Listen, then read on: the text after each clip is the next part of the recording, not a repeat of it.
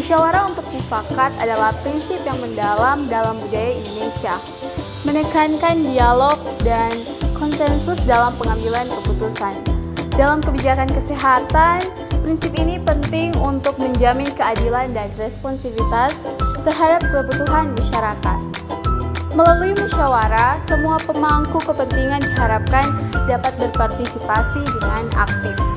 Kita masuk yang pertama, yaitu prinsip musyawarah. Ada definisi dan signifikansi. Musyawarah adalah proses diskusi terbuka untuk mencapai kesepakatan. Yang kedua, pengumpulan informasi. Data kesehatan dan survei kebutuhan masyarakat dikumpulkan sebelum musyawarah. Yang ketiga, pertukaran pendapat. Semua peserta diberi kesempatan untuk menyampaikan pandangan mereka. Dan yang terakhir, pengambilan keputusan yang konsensual. Keputusan diambil berdasarkan kesepakatan bersama, mengurangi konflik dan meningkatkan rasa memiliki. Yang kedua, partisipasi masyarakat, yaitu yang pertama, keterlibatan yang aktif. Partisipasi masyarakat penting untuk menciptakan kebijakan responsif.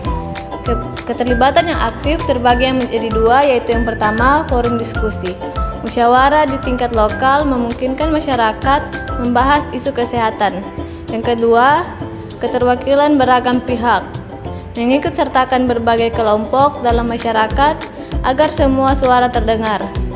Yang selanjutnya, model partisipasif, yaitu yang pertama, survei dan kuesioner.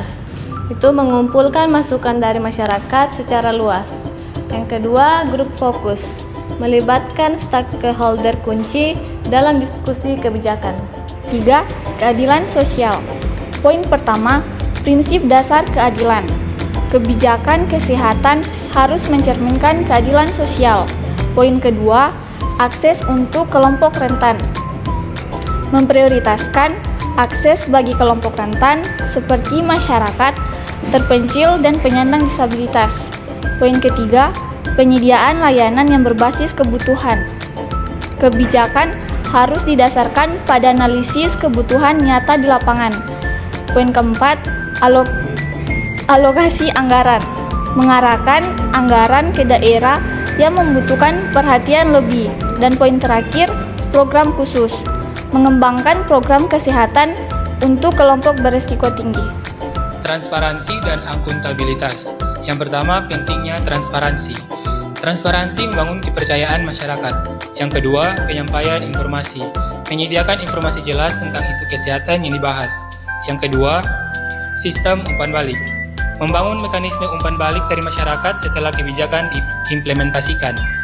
Ketiga, akuntabilitas pemangku kebijakan. Yang pertama, pelaporan berkala. Mengadakan laporan kepada masyarakat tentang implementasi kebijakan. Kedua, partisipasi dalam evaluasi. Melibatkan masyarakat dalam evaluasi efektivitas kebijakan. Yang kelima yaitu pembangunan berkelanjutan. Yang pertama, kesehatan dan lingkungan.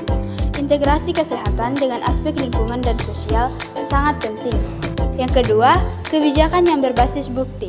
Menggunakan data untuk merumuskan kebijakan yang berkelanjutan.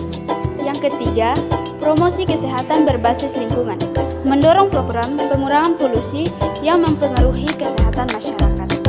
Yang berikutnya, optimalisasi sumber daya, mengalokasikan sumber daya secara efisien untuk manfaat yang maksimal. Yang berikutnya, inovasi dan teknologi, menerapkan inovasi seperti telemedicine untuk meningkatkan akses layanan.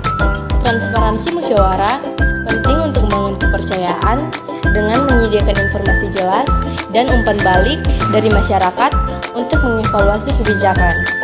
Pemangku kebijakan harus bertanggung jawab dengan memberikan laporan berkala kepada masyarakat dan melibatkan mereka dalam evaluasi untuk menilai keefektivitas kebijakan. Kesimpulan dapat kita ambil dari materi tadi, yaitu musyawarah untuk mufakat merupakan prinsip penting dalam pengambilan keputusan kebijakan kesehatan di Indonesia yang mencerminkan nilai-nilai Pancasila. Prinsip ini mendorong partisipasi aktif semua pemangku kepentingan, menciptakan kebijakan yang adil, transparan, dan responsif terhadap kebutuhan masyarakat.